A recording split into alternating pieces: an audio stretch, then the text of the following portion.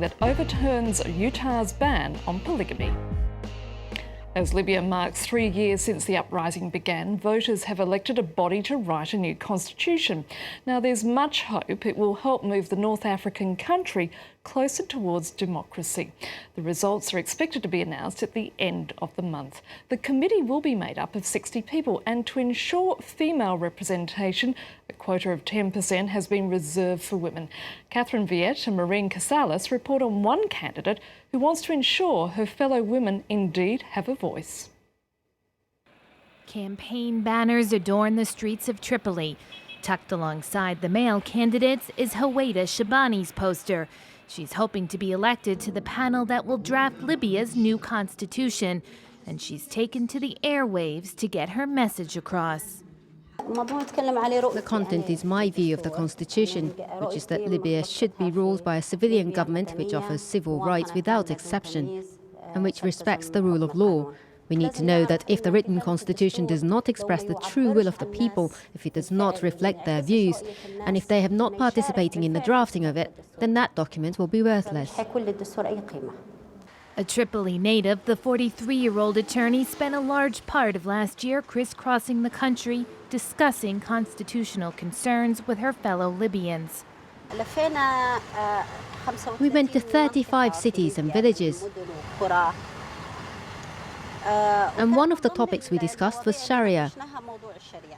70% of people we spoke to want Sharia to be a source of legislation, and more precisely, they want it to be defined rather than a vague concept. Out of the 60 seats up for grabs, just 6 are reserved for women. Haweda is competing with at least a dozen other candidates in her district alone. Her goal, if elected, to see women's rights represented in the new constitution.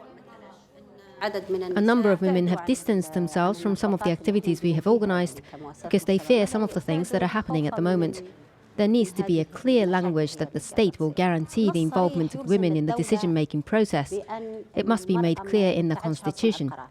That is what will really ensure that women are involved in making decisions.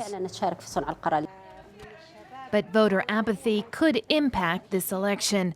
Only a third of those eligible to cast a ballot have registered. And the Libyan cabinet has decreed that women raped during the uprising should be recognised as war victims. Pro-Gaddafi forces are alleged to have used rape as a weapon. The decree, which still needs congressional approval, will entitle rape victims to compensation. First of all, and most importantly, it will recognise women as victims of war. They are now considered as a shame. This is not applicable to the war male heroes, blah, blah, blah. But for women, they are considered the weak. This is very important for Libya because we need to show ourselves first and the world that we protect the weak, not only the strong.